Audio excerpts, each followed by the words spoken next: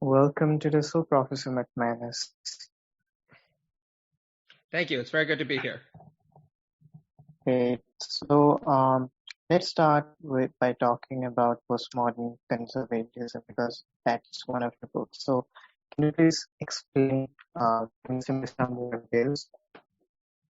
Yes, of course. Well, first of all, thanks for having me here. And very briefly, I should say that the term postmodern conservatism wasn't coined by me. There's some deliberation about where it originated. The first place that I located it was in the deliberation about the approach to constitutional interpretation of Robert Bork. So Robert Bork, for those of your listeners who don't know, was a major jurist who was put forward for a nomination to the Supreme Court by Ronald Reagan in the 1980s. His candidacy wasn't accepted, but a number of serious commentators characterized his approach to the law from a conservative perspective as a kind of postmodern conservatism. It's also worth noting that the term is probably most associated with a Roman Catholic conservative from the United States called Peter Lawler. He used the term in a considerably different sense than the way that I do. My interest in postmodern conservatism dates from about the time when Donald Trump was elected, when I started to notice that there was a deep elective affinity between the style of politics that he engaged in and a lot of the broader discourse about postmodernity that you would see in the writings of people like Frederick Jameson or Mark Fisher, a couple of others. So what I did at first was go back and kind of take another look at the history of conservative thought from Burke through people like Carl Schmitt, Michael Oakeshott. And what I noticed is that there was a deep elective affinity between the arguments that many of these conservative figures put forward and the arguments of major post-structuralist and postmodern theorists, people like Michel Foucault, Jean-François Lyotard, not so much in their political orientation, of course, but in the kind of way they reach certain conclusions. From there, I kind of branched out a little bit, combined some of my ruminations about the history of conservative thought with a lot of the literature about postmodern theory, and came up with my first paper on the subject, which was published in the International Journal of Music Studies, I believe it was in 2017. And later on, it produced the two books, What is Postmodern Conservatism and The Rise of Postmodern Conservatism. And the argument I put forward in these books is that postmodern conservatism is the kind of reactionary politics that emerges in postmodernity. And it has a lot of affinities with earlier variants of conservatism, particularly those that emphasize tradition and identity over the use of things like reason to make judgments about the way that we should approach policy in the world. But it's quite a bit distinctive as well, in the sense that it's marked by the kind of hyper-real approach to politics that we see emerging in the postmodern era. So, here's the thing. I think there are many similarities between the critiques of the left as well as the right when it comes to things like, say, the capitalist culture, commercialism. So what is it that's really special about postmodern and conservatism that really binds them together? Like what is the essence of it? Of course. Well, one of the things that I emphasize is that it's important to understand postmodernity in continuity with our understanding of modernity, right? So modernity was defined by a corrosion of traditional sources of epistemic and moral authority. And the left has always responded to this, and I should say liberals have always responded to this in a much more positive way than conservatives, right? Although conservatives have been stamped by it as well. So the left, in many respects, has responded to the politics of postmodernity in a more complicated way, in some respects, than the right. So one of the features of the left-wing response to postmodernity has been the advent of things like left-wing identity politics, advocating for LGBTQ rights, advocating for feminist causes, advocating on behalf of multiculturalism. And this flows from the kind of space that postmodernity creates, with the decline of grand narratives about progress and universalism, to agitate for the importance of particular identities in postmodern societies over and against the kind of universalism of the majority or of a homogeneous kind of outlook on what the community should be. On the other hand, the left, as you probably know, has been extremely critical, particularly, I should say, the democratic socialist left, to which I belong, of this tendency to emphasize particularism at the expense of universal struggle, in particular because that leads us to be less critical of global systems of domination and inequality, for instance, like neoliberal capitalism, right? And there have been a number of critics on the left, people like Slavoj Žižek, Wendy Brown, Ben Burgess, who pointed out that in many sense, these identity politics movements, important as they are, and it's very key not to underestimate them, they can very easily be co-opted by processes of neoliberalization and turned into a means of justifying further domination and inequality through things like woke capitalism, for example. So that's just summarizing the kind of left-wing approach to postmodernity very briefly. The right-wing approach to postmodernity has been a lot more hostile, and I don't think that anybody needs to debate that, right? There's been this deep sense of anxiety on the political right about the corrosion of traditional sources of identity and morality. And these have deep roots going back to the advent, not of postmodernity, but modernity, liberal modernity, I should say, generally. But they become especially pronounced in the postmodern epoch when this emphasis on particularism and inclusion really reached the foreground of politics. Okay? But what I point out is that's unusual about the emergence of postmodern conservatism is rather than trying to agitate for a new kind of universalism, which is what you saw, for instance, Reaganite kind of conservatisms do. Postmodern conservatives actually turn to particularism or the emphasis on particular kinds of identities in response to the dynamics of postmodernity. And conservatives have done this for a long time, right? It's hardly new. In fact, you might call it an emblematic feature of conservatism going back to Burke. Edmund Burke being the founder of modern conservatism in a European context, who argued that the biggest problem with the modern world was this emphasis on cheesy liberal and progressive universalism, this idea that we can rationally understand the world and reconstruct society. He insisted all that needs to go. And we're really seeing a resurgence of that kind of conservative politics in the postmodern era because it allows conservatives to latch on to the popularity of identity politics, particularist approaches to epistemology and so on, in a way that makes them fashionable, while at the same time being critical of the sense of disorder and chaos that the postmodern world generates more generally.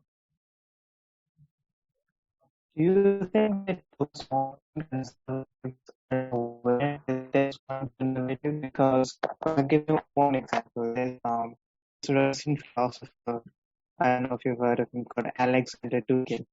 And he does a lot of his, you're aware of him, right?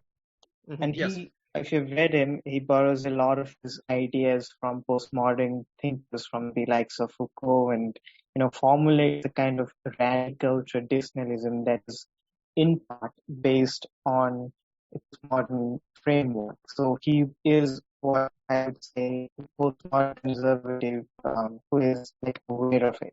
But the people that you hear in United States politics, particularly, the conservatives, the Trumpian conservatives, are directly opposed, at least vocally opposed postmodernism. Do you think that these sort of the Trumpian conservatives are postmodern conservatives but are not willing to accept it? Yes, I do, but in a unique way. It's important to stress this, right? So one of the features about reactionary politics generally is, of course, that it's invariably stamped by what it's opposed. This is why it's a reaction rather than a kind of constructive movement, right? And so what's emblematic about Trumpism is how it's extremely hostile to the sense of instability, social corrosion, the collapse of cultural homogeneity. That it sees nostalgically as defining earlier eras, right? And it blames the advent of left-wing variants of postmodern politics in particular for this, right? But at the same time, it's not really able to overcome those limitations. Rather, it tends to participate in them to advocate for its own kind of identity politics, right? And this is emblematic of many different subsets of Trumpism, right? So, for instance, what you start to see, particularly in the early 2010s, is the assembly of various different subgroups that would eventually kind of metastasize into Trumpism, particularly emerging on the internet and online spaces, but elsewhere as well. And what they all argued is that the problem with postmodernity, they wouldn't call it that, but it's what I would characterize it as, is that we don't have a firm sense of identity or who we are or community any longer. So what we need to do is recover this sense of identity and find someone who's willing to advocate on behalf of that. And the kind of identity politics that postmodern conservatives are attracted to are, of course, very different than the kind of identity politics that people on the left would be attracted to. Typically, it's framed, their identities that they're attracted to are framed in nostalgic terms as groups or identities that once occupied an auspicious or important place in society, but they've since been robbed of that by progressive forces, right? The most obvious example of that, of course, is the argument that many Trumpists made that once upon a time we lived in this nice, benevolent Reaganite United States, whereas Tucker Carlson say you knew what everyone looked at, you knew what your communities were going to be like 10 or 20 years from now, and then immigrants came into the country, right? And they've ruined it because they've changed the social dynamic too much. And the reason why immigrants were allowed to do this, of course, is largely because of the political left and because of the political left's power, even over the more conformist elements of the Republican Party. So what we need to do is invest ourselves in a kind of right-wing identity politics spearheaded by someone like Trump who will correct the situation. Just to take a step back, are you arguing that identity politics in itself arises out of postmodernism? No, I wouldn't say that. I wouldn't go that far at all, really. I would say that certain kinds of identity politics have deep roots in modernity rather than just postmodernity. So, for instance, you can look at the kind of identity politics that we see with nationalism, and that has roots as far back as the 18th century with the advent of the French Revolution. And it's worth noting that through the 19th century, at the very least, nationalism had a very kind of progressive connotation. It was seen as a radical force that was undermining the legitimacy of the big European empires, at least on continental Europe, right? The Austro-Hungarian Empire, the German Empire, the Napoleonic French Empire, ironically, eventually. So identity politics has far deeper roots than just postmodernity. But the reason why identity politics has become the primary kind of politics that we see in postmodernity is precisely because of the instability engendered by postmodern culture, where it's very difficult for people to know who they are any longer, and not just who they are individually, but what communities they belong to, because things have changed so rapidly and so constantly that you can grow up in a community and it'll look entirely different by the time you're 20 years old, right? And in these kinds of settings, people respond in very different ways.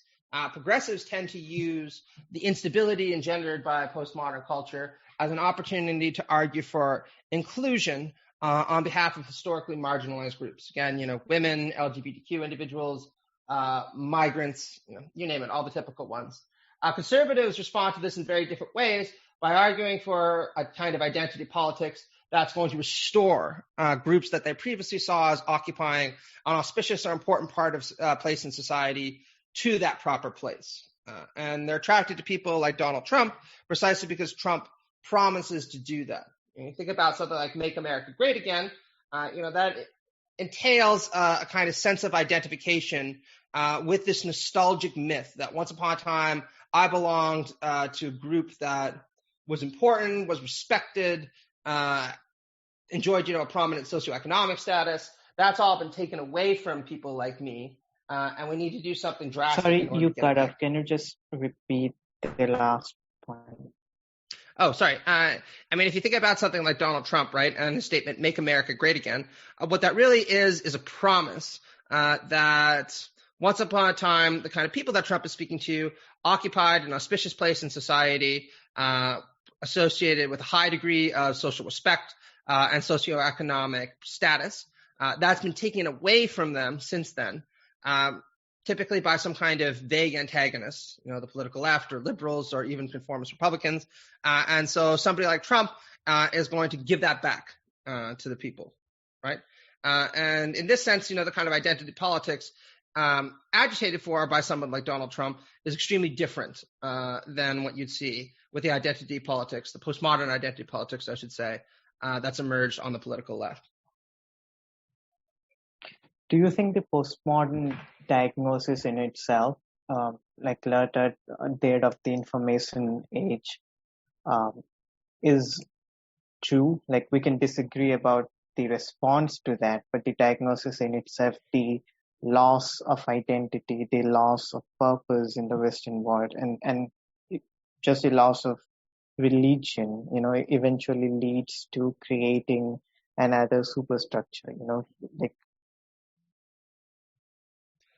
Yeah, I do believe in that. I'm writing a new book called The Emergence of Postmodernity right now for Palgrave Macmillan. It should be released later this year.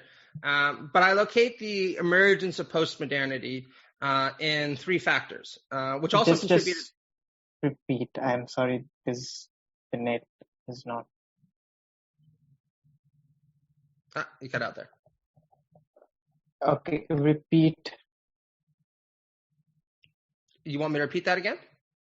Yeah, because I can't. The net is glitching. I'm sorry. So what I said is that currently I'm writing a new book called The Emergence of Postmodernity for Palgrave Macmillan that should be released later this year. And I locate the emergence of postmodernity in the radicalization of modernity. Okay? And I argue that modernity and then postmodernity emerged due to three developments. First, in the broader European world, but gradually extending across the globe and impacting many parts of the world that were touched by European civilization, for better or worse, primarily for worse because of colonialism and imperialism. So the three factors that led to the emergence of modernity and then postmodernity were liberalism, capitalism, and secularism, right? And the argument that I make is that we need to approach these descriptively first and foremost before we try to evaluate them normatively. The reason being that it's important to take a dialectical approach to these to these developments, because there's a lot of good things. In fact, I would say overwhelmingly a large number of good things that came about as a result of the advent of modernity and then postmodernity, right? Liberalism brought a tremendous sense of moral equality and freedom to the world. Capitalism created the conditions for sustained long-term prosperity. And secularism broke apart hegemonic religious institutions that played a major role in dominating large swaths of the population and preventing the expression of new ways of thinking about the world and thinking about meaning in human life that have been quite interesting and have proven quite edifying to millions, if not billions of people around the globe, right? On the other hand, right, I argue that modernity and then postmodernity has always had its downside, right? The downside being that, as mentioned, the corrosion precisely of these barriers to human freedom and human equality and prosperity has also led to a tremendous sense of loss, a sense of loss of identity, a sense of loss of meaning, a sense of loss of order in particular. That last one is something that conservatives in particular react very viscerally against. And these are all things that, whether you find yourself on the political left or the political right, you have to take seriously, right? We can't just be unbridled enthusiasts for modernity. And one of the problems I argue with the political left contemporaneously, for example, even though I identify as a democratic socialist, as well, leftists have always been very good at diagnosing the sense of alienation and frustration that has emerged as a result of modern liberalism and modern capitalism. Many progressives have really taken the influence of secularism and the loss of meaning seriously. So my recent book on the emergence of postmodernity is trying to provide a left-wing take on the impact of secularism and demonstrate why it's had just as much of an impact on the sense of alienation and enemy that people feel today as the emergence of liberalism and the emergence of capitalism. And while I agree with you on the sort of diagnosis of the loss of purpose, as an atheist, I don't think that the solution to that would be if we get back, it's not like we're going to have order all over again. So the solution has to be different, and it has to be different even from the focus on identity politics, which I'm opposed to. So, uh, what do you think is the solution to this loss of purpose? Yeah, and I should say that I think that's an excellent question, right? And it's something that I've been wrestling with for a long time because I don't think that there is any going back to traditional religious structures, and I actually don't think that would be desirable either. That era is gone, and I actually agree with the Protestant theologian Paul Tillich, who argued in his book The Socialist Decision from 1933 that the problem with reactionary efforts to precisely go back to these older conventional traditional religions is that they in fact pervert these kinds of traditions. Because of course, if you're nostalgically trying to go back to something that people once authentically lived, it's going to be something that's fundamentally different than what you're trying to get at, right? You're essentially recreating something that existed before, but this recreation is always going to be imperfect and stamped by the kind of resentments that led you to turn to it in the first place. Okay, so the argument that I'm making in this book is that rather than returning to traditionalism, what we need to focus on is what Hannah Arendt would call the effort to create a shared world together. And the best way to do so, I think, would be to institute a system of democratic socialism, democratic liberal socialism, I should say specifically, where resources would be distributed in a far more egalitarian manner. Workers would play a major role in organizing industrial life, and where civic life would be oriented by a dialogical democratic culture where we interact with one another as part of a shared and mutually beneficial effort to construct our society together in line with our interests and our particular approaches to conceiving the world. Now, how about this is supposed to go about? I have a number of different kind of policy proposals on that front. But I think that this idea of creating a shared world together through the advent of a liberal democratic socialism can provide the sense of recognition, respect, and meaning that was once provided by traditional religion, except in this case grounded in material reality rather than in some transcendental source of significance that ultimately is no longer metaphysically or politically or culturally plausible. Now, as good as that might sound, I don't think, first of all, it's plausible in the current scenario because we're not going to have democratic socialism or liberal socialism in either the United States or here. We're not going to have this idea of a shared worldview, which to me appears to be too vague. I mean, how are you going to convince, just a random person about this idea? You're not going to give them a lecture on political theory because they do not have the tools to understand it. But with religion, on the other hand, one of the advantages is that they already have a language with which to comprehend. And so it becomes sort of easier to ground one's faith in it, one's purpose in it, rather than with something like democratic socialism, which is more abstract, is newer, and would take time for people to grasp, and is not pragmatic at all. Well, hey, look, I completely agree with you, right? And I should say that political and cultural theorists are the last people you want running a political movement, since they're not really good at pitching reformist or radical ideas to the general public, right? The kind of job that I see for myself is making a very small contribution to the intellectual battle of ideas to try to advocate for my position, right? But when it comes to trying to convince the broader public to adopt the perspective that I think is correct, I think there are others who are far better equipped to do so than I am, right? Just in terms of what I think the right approach is, and this is very provisional, I think that people who are skilled at political mobilization at a ground level can do a lot to try to shift the conversation towards democratic and liberal socialism. And I think you saw that in the United States with the Sanders campaign, pretty prominently, right, in the emergence of people like AOC, for example, where they're not talking about abstract theoretical issues, right? You don't usually see Bernie Sanders say things like, the dialectic of modernity is going to lead us to, blah, blah, blah, blah, blah, blah, right? He talks about things like healthcare, right? How it is that on a day-to-day basis, if you don't have to pay premiums, you'll wind up being better off. And you'll really relieved of an awful lot of anxiety, since you know that if your uncle or your dad gets a heart attack, he's going to be able to go to the hospital, get that taken care of, and it's not going to cost you an arm and a leg, right?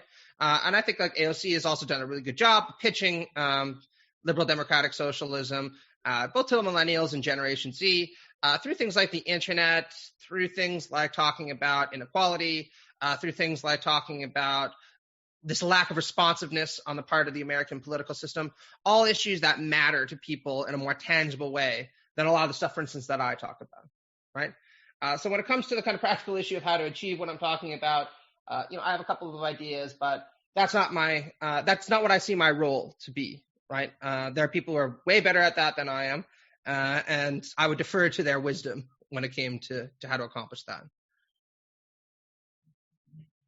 But aren't you confusing policy prescription with a larger grand narrative? Because the larger grand narrative has to be different than, just universal basic healthcare. For India, in the Indian case, we have lots of grand narratives, and one of them is the, sort of the Indian right-wing version of Hindutva, which is, it's a very different grand narrative, and some would say exclusivist, but it is nevertheless a grand narrative which people can understand. And in the Indian case, it's like a third world country, and people's whole ideas.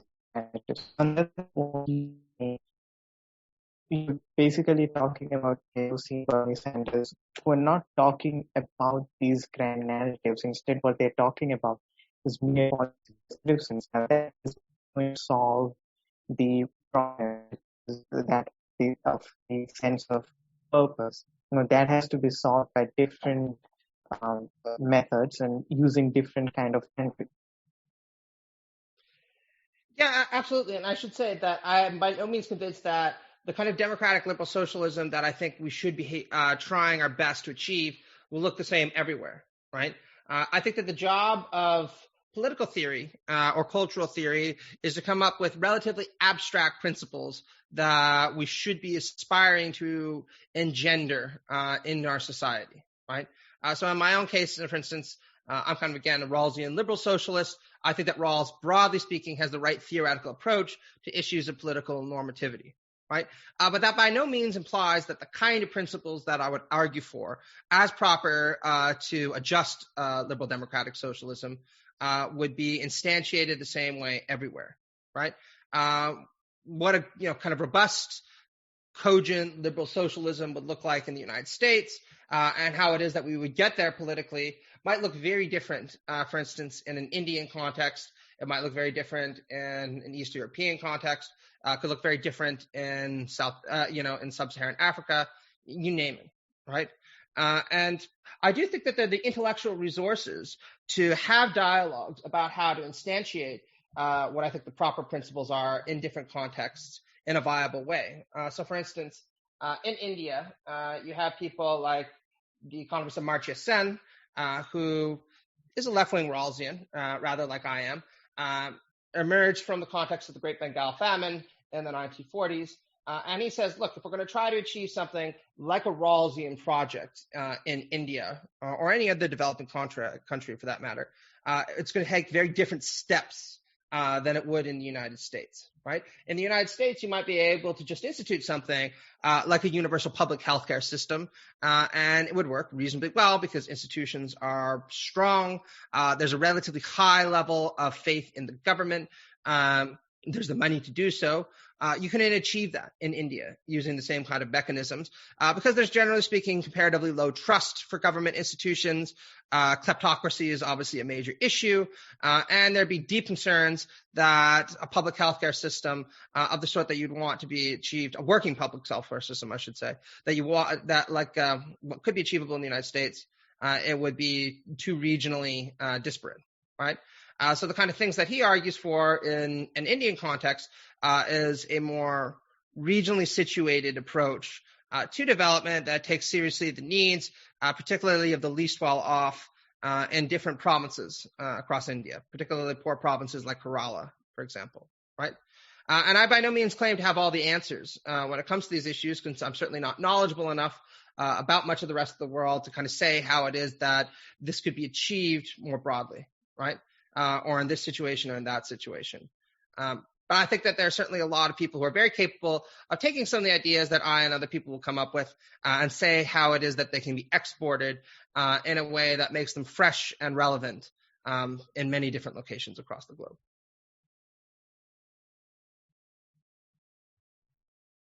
Well, yes, I do agree with you that the context matters, because in India we don't have that aversion to socialism, which is prevalent in the United States.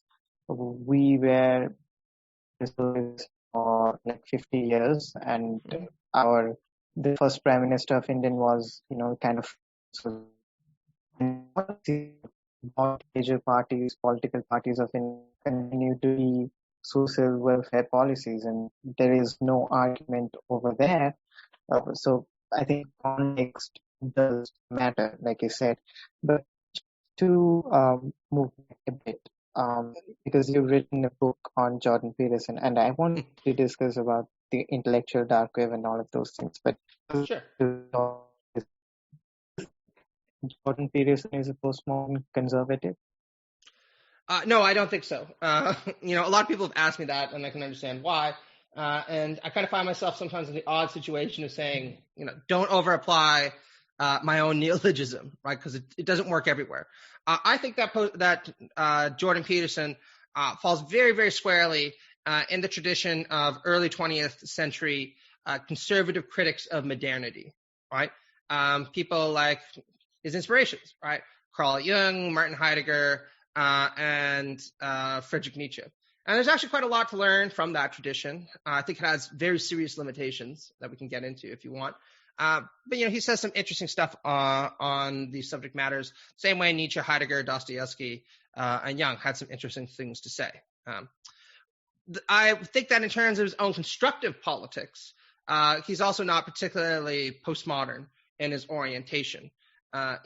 Speaking from a Canadian context, right, kind of in line with our last question, the kind of policy prescriptions that somebody like Jordan Peterson would agitate for are very much in line with those that you would see in a very conventional Canadian conservative. And I pointed this out in my review of his latest book, right? Jordan Peterson is fine with public health care as long as there's not too big a welfare state. He's okay with gay and lesbian rights now. He's kind of come on board with that, but he still hasn't reached the kind of level of comfort with the trans movement, right? He's content with relatively high levels of multiculturalism as long as it doesn't engender a strong sense of social instability or devolve into wokeness or militant identity politics movements. And again, that's all very bread and butter Canadian conservatism to a T, which is more or less what you would expect from a boy who grew up in Fairview, Alberta. But if you listen to his conversation with Sam Harris, he has, his definition of truth is very Nietzschean, and he's kind of struggles around when it comes to certain topics, like religion or the Jungian version of truth, and that, in my opinion, would fall squarely under the postmodern skepticism of rationality. So, don't you think there are postmodern elements to him as well? Yeah, I would absolutely agree with that. And that's something that I've been very critical of Jordan Peterson for, right? That he doesn't really have, quite frankly, a very good understanding of what the discourse around postmodernity entails. And he doesn't recognize that many of the figures that he appeals to, people like Nietzsche and particularly Heidegger, were in fact intense influences on many of the postmodern theorists that he denigrates. Michel Foucault once said in the 1970s, "I am a Nietzschean." You don't get much more explicit than that. Jacques Derrida was profoundly influenced by Martin Heidegger. In fact, the whole term deconstruction was a term coined by Martin Heidegger, where he talks about the deconstruction of Western metaphysics. He means it in a somewhat different way than Jacques Derrida, but Derrida's own appropriation of the term deconstruction was very much an appeal to the credibility of Heideggerian approaches to the deconstruction of Western metaphysics to kind of legitimate his own project. Okay? Where I would kind of dispute that he's adopts a purely postmodern epistemology, Jordan Peterson, is that he doesn't usually go all the way down to the level that Nietzsche sometimes wants to take us, where Nietzsche famously described truth as nothing but a moving army of metaphors, right? In his essay on truth and lying in a non-moral sense, right? Jordan Peterson has kind of insisted that he takes a pragmatic approach to the truth, more in line with the approach of somebody like John Dewey or William James, where truth shouldn't be seen as purely a moving... Yes. Yes, contemporaneously, Richard Rorty would be, probably the best standard bearer for that position. Although there's also people like Robert Brandom. And while there are certainly very strong postmodern elements to features of pragmatism, so for instance, Richard Rorty, who you just mentioned, often identified with people like Jacques Derrida, right, pretty explicitly. And some people have characterized him as a kind of postmodern liberal. The conventional pragmatist tradition doesn't usually go as far as people like Rorty want to go, right? They tend to see truth in terms of what's the way to put this? They see truth as a kind of emergent property to our language that can be understood in terms of fundamental cognitive processes that are shared by all human beings, right? So, for instance, you and I will share a relatively similar brain structure, right? And it would be conducive to the emergence of a human language in particular. And because you and I share a similar brain structure that's conducive to the emergence of specifically human languages, we're probably going to see the world in relatively similar ways because our mind frames our understanding of reality in a similar fashion. Okay. Where the pragmatism comes in, of course, is that the human language that you might develop can be quite different than the one that I develop. And that'll be determined in no small part by the different tasks that we set to ourselves in a variety of cultural, historical, and indeed economic contexts, right? And, there's a long tradition of debates amongst pragmatists about precisely these issues. Some go more extreme than others. Jordan Peterson is certainly not someone who's going to go to the extremes that someone like Richard Rorty is going to go to. He'd be much more in line with a moderate pragmatism, such as you'd see in somebody like William James, I think at least. Well, yeah, I do agree on that. I think that Jordan Peterson's rise was partly, because people often claim that his rise was only because of his opposition to Bill C-16.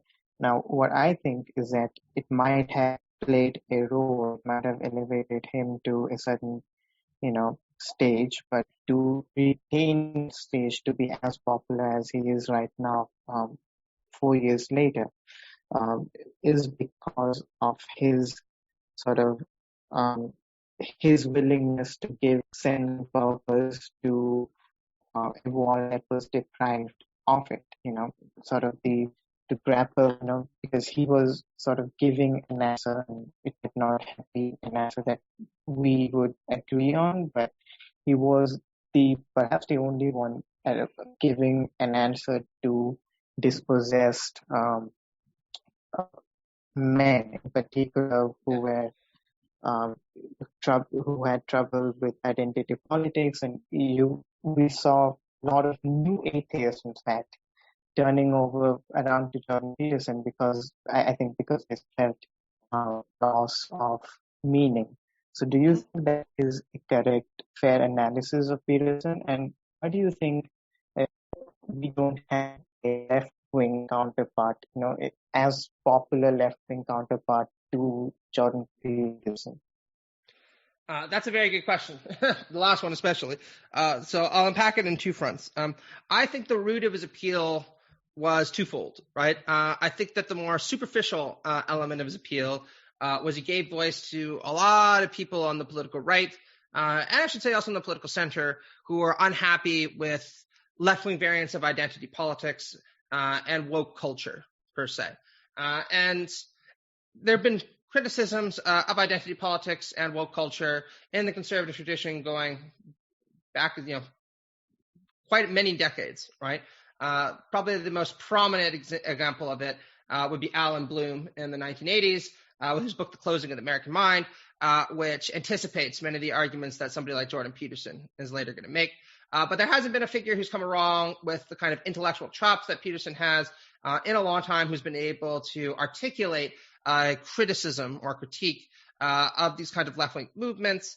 So I think it became very popular for that reason. In fact, more substantial in establishing his popularity than his kind of critique of Bill C-16, which is a fairly local issue in Canada, was the series of YouTube videos he did, Professor Against Political Correctness, right, which I'm sure many of your viewers have listened to or watched.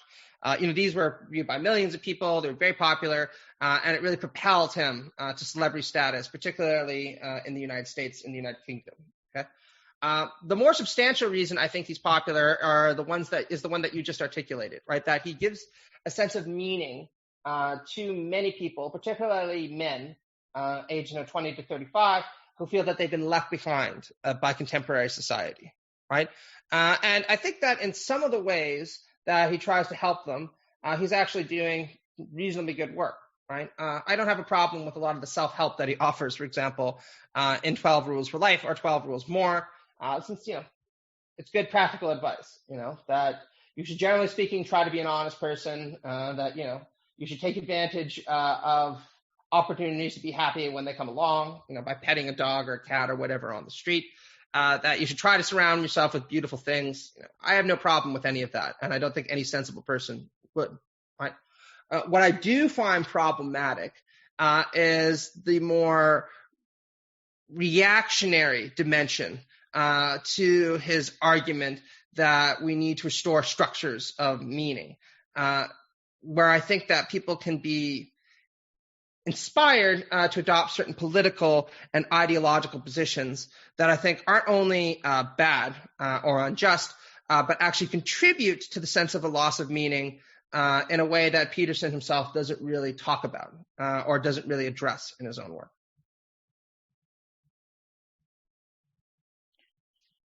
Well, I think part of Jordan's also lies in the fact that he's generally speaking a charismatic teacher. So when I first I have watched most of his lectures and have read 2 of his books. I don't, but I think it's a personal issue, but I don't find his books that interesting because he writes in a very rambly tone. It's like, it's like lecture transcripts. He speaks the way he writes, and that's not a good way to write. Doesn't walk that way, and he repeats himself so often that sometimes I just get irritated. But it isn't the substance of his critique of the left-wing identity politics, which I think is what propelled him to fame, rather the way in which he articulated that critique, because I don't think that his critique was first original or, for that matter, valid. His criticism of Marxism, for instance, or postmodern neo-Marxism or whatever he terms it, he doesn't seem to understand Marx. He doesn't seem to understand. It doesn't seem like he's read, say, postmodern thinkers. So his sort of criticism isn't as powerful as the criticism of a conservative, say, like Roger Scruton, who is actually bothered to read and articulate his own work. So I think it is mainly because of the way he says it and because of his personality and because he sometimes he talks about so many fields that you don't know what the hell he's talking about, so he must be right. That sense is what contributed to his rise of fame. Yeah, I think that's exactly right. And I should say that nowhere are the problems that you're talking about more emblematic than with his appropriation of Nietzsche, right? So he sometimes tries to argue in a pseudo-Nietzschean vein that the reason why left-wing identity politics movements, and for that matter, socialism, have proven appealing is because the death of God has created this kind of void in human life that people have tried to fill with what he calls ideology, which is basically his reductive term for anyone who doesn't think the way that Jordan Peterson thinks or understands reality the way that Jordan Peterson understands it, right? This is a very caricatured, superficial interpretation of what Nietzsche was talking about. Because, of course, Nietzsche did argue that the 20th and, I suppose, 21st century were going to be characterized by a mass movement towards different kinds of ideologies in the face of the death of God and the kind of enemy that would generate. But one of the things that he said that was extremely provocative and very interesting is Nietzsche said the kind of left-wing movements that are going to emerge in the 20th century aren't going to be some kind of contrast to Judeo-Christian morality. They're going to be the continuation of Judeo-Christian mores by other means, right? And he makes this extremely explicit in The Will to Power, where he says, let's have no doubt about it, right? The kind of socialist movements that are emerging right now are Christianity with Rousseau par excellence. Same kind of ideal about the need to achieve universal human equality, same kind of emphasis on pity and mercy, all the kind of low plebeian values that Nietzsche was determined to resist, right? And Nietzsche's kind of criticism of these movements was, look, these are just the continuation of Christianity without even the metaphysical substance to back them up anymore. They're kind of a watered down, metaphysically uninteresting iteration of Christianity, which is one of the reasons we should reject it, right? In favor of this kind of aristocratic will to power and the Übermensch that he wants to see emerge as a kind of substitute to the slave morality of Christendom. Right? And none of this complexity is present in Peterson's work, because this is a very provocative thesis, right? If you take it seriously, Nietzsche would probably argue that the most important contemporary Christian movements are left-wing identity politics movements, right? They're the continuation of the Christian mindset, but through other means. They just kind of strip away some of the metaphysical grandeur to their positions that you would associate with conventional Christianities, right? Peterson doesn't have any of that kind of complexity in his own interpretation of Nietzsche. It's just a very reductive, the death of God led people to feel a lack of meaning, so they turn to all these movements that I personally don't happen to like as a substitute for God, right?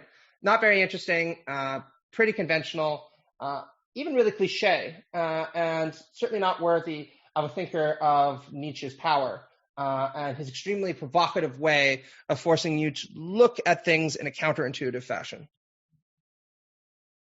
Well, that's absolutely correct, because I think that Peterson does not emphasize, it's not like Peterson has to agree with everything Nietzsche says, but at least, take the claims to its logical end, explain which he barely does. He tried it in his latest book, but, that was just 2 pages or something like that. Yeah. So I think that to understand deal with Nietzsche as sort of steelman manner, as you would like to put it. He just deals with him very superficially and what is conducive to his thesis and removes what isn't, and ignores, which in Nietzsche's case ignores his entire thesis, which is very one person wouldn't agree with at all, because Nietzsche wrote against capitalism as well, right? He wrote against socialism, capitalism, feminism, liberalism. Everything was this, and advocated for, as you point out, a sort of aristocratic, radical traditionalism, Turner recurrence.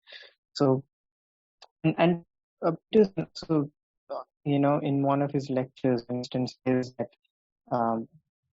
Marxism or socialism and Christianity, you cannot be a socialist and a Christian, or an anarchist and a Christian, when you actually read the likes of, the people who he has been influenced by or claims to be influenced by people like Tolstoy, argued that the essence of Christianity was anarchism.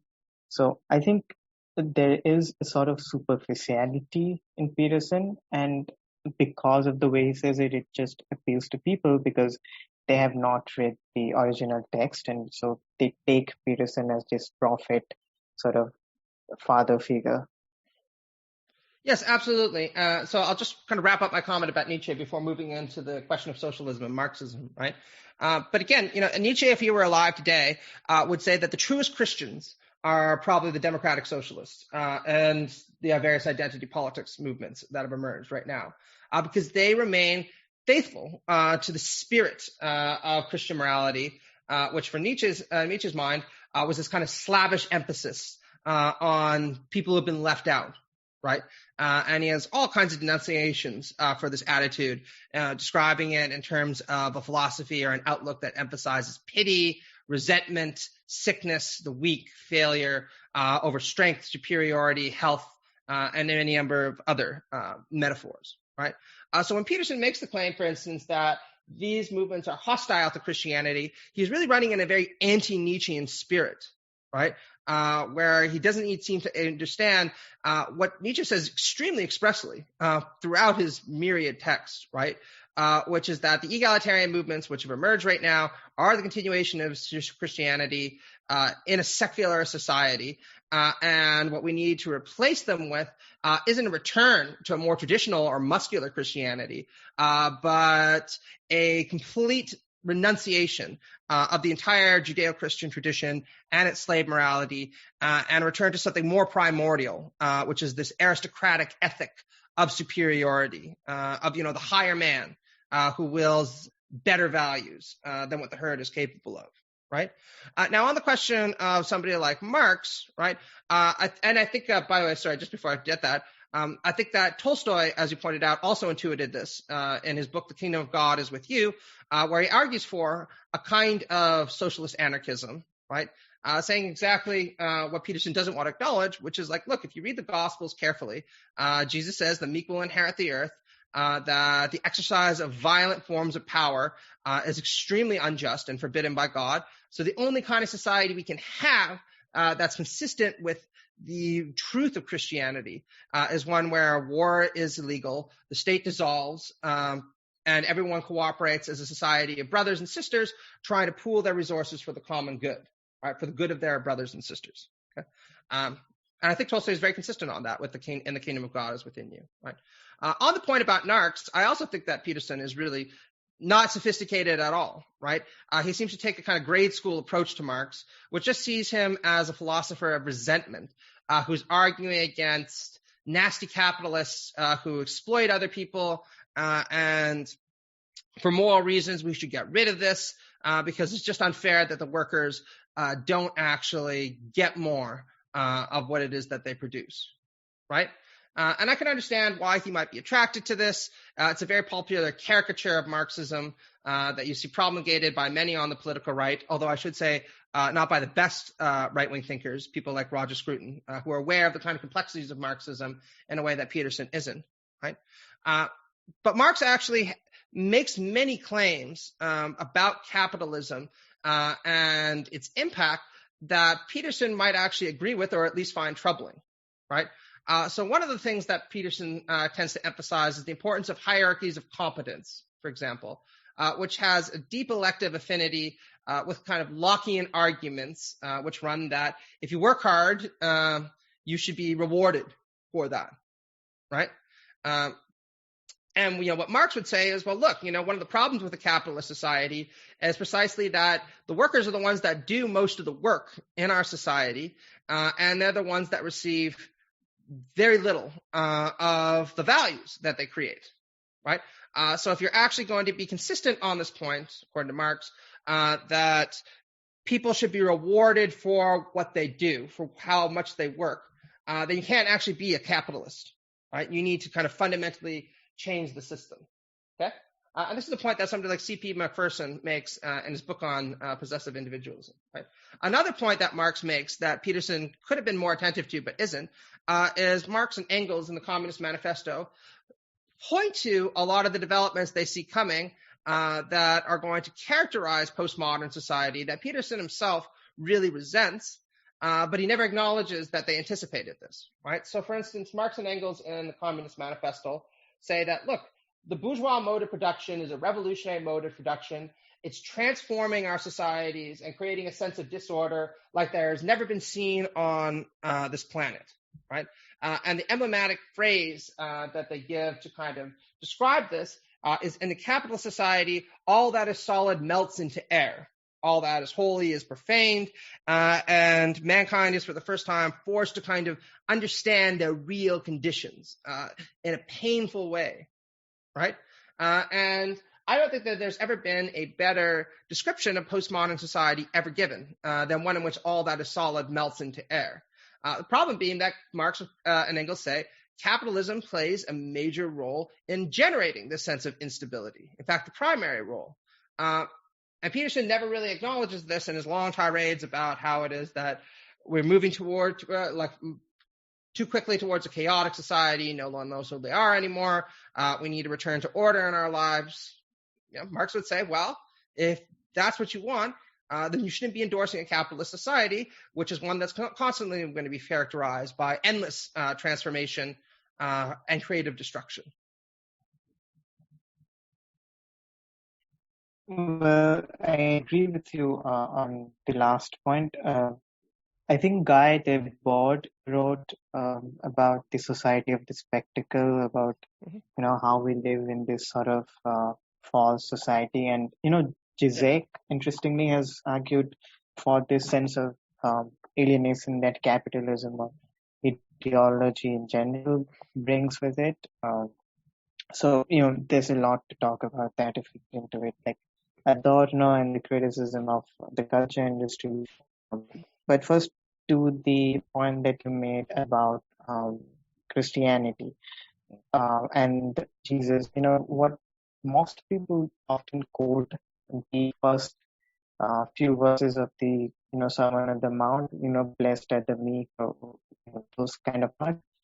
What they forget is that Jesus also said, "Woe to the rich, woe to those who are well fed now, woe to those who have have things to eat." So Jesus is not just arguing for an egalitarian society; he is arguing for a radical change. So this is where the socialism, Christian socialism, comes from.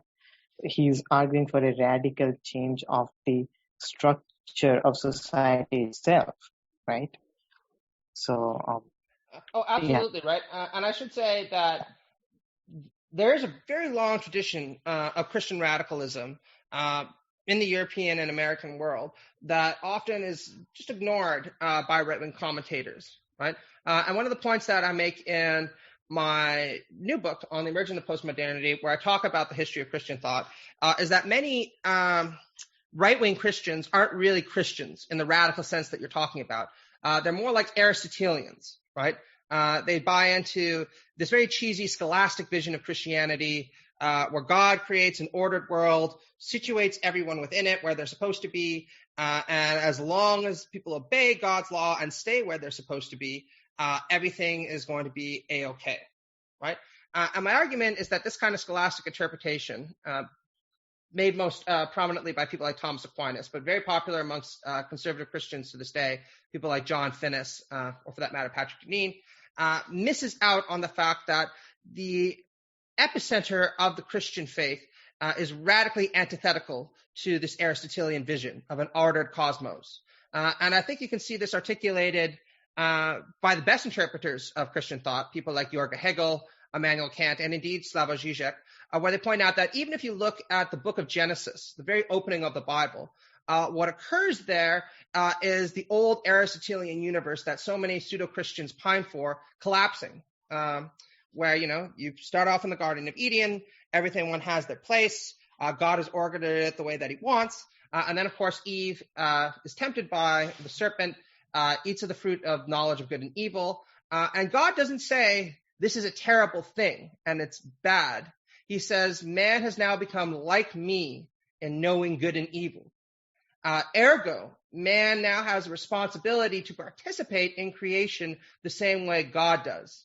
He can't just live, and she can't just live in this kind of cheesy Aristotelian universe any longer. They actually have to go out and self-consciously create a better world, right, for themselves, and to participate in God's creation this way.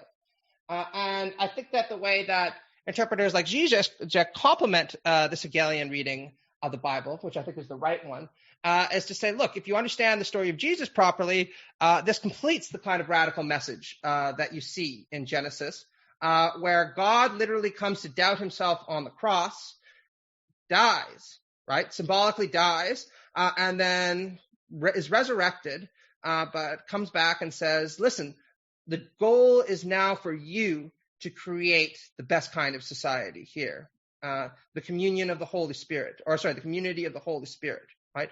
And this is the historical task that's now being set for you, because I have redeemed creation, and you are now fully capable of participating in the order of existence and recreating it as you wish, as I am, right? And I think that this is the appropriate radical way to interpret the Christian faith, that's extremely different, and I think more in keeping with the spirit of Christianity than what somebody like Peterson is putting forward, which is ultimately beholden to a far more Aristotelian vision of how the world should operate than a Christian one. Also, the idea of taking over the sins of the world, that is a very popular interpretation of Christianity. Like Jesus took over the sins of the world and died for it, in fact. So, and that, inspired a lot of Indian thinkers. Gandhi was sort of inspired by that, Christian way of thinking. He would often talk about his, inner voice. It was his fault. What was happening in the world was essentially his fault. So he was, in a way, taking over the sins of the world, and thus it was his duty to, make the world a better place. And that sort of interpretation goes directly against the Petersonian interpretation of, fix your life first and then fix the world or whatever. I absolutely agree, right? And it's worth noting that Gandhi was inspired by the Tolstoyan variants of Christianity that we talked about earlier, right? He read The Kingdom of God is Within You, found it deeply moving, and so too did Martin Luther King, for example, and also a disciple of sort of Tolstoy's, right? But, one of the examples that I use to try to make this argument is the novel Silence by a Japanese author. I can never pronounce the name properly. It was filmed by Martin Scorsese, though. And at the end of this book, the protagonist is waiting to hear the voice of Jesus, and he never hears it until the very end, where Jesus says, what you need to do is step on me, because I didn't come into this world to be glorified or venerated. I came into this world to give myself up for the sins of my creation as an act of universal sacrifice and love, right? And nothing could be more contrary to the kind of pseudo-Christianity put forward by people like Jordan Peterson, which don't emphasize sacrifice or love of the other, but instead tend to emphasize things, as you pointed out, like taking care of yourself first and foremost, right? Becoming a person that others respect, even fear, right? Prior to trying to change the world, right? That's certainly not what Jesus did. It's certainly not what Tolstoy did. And it's certainly not the way I think that any proper person should interpret Christianity. I've taken an hour of your time. Can we go 30 minutes more? No, I'm afraid that I have things that I need to do. Sorry. So we'll have to end then. Well, first of all, I would advise listeners to go watch the Silence movie, because it's one of my favorite movies. Just, it's visually stunning, and story just, captures even philosophical moving as well. So, well, my last question is about, the intellectual dark web.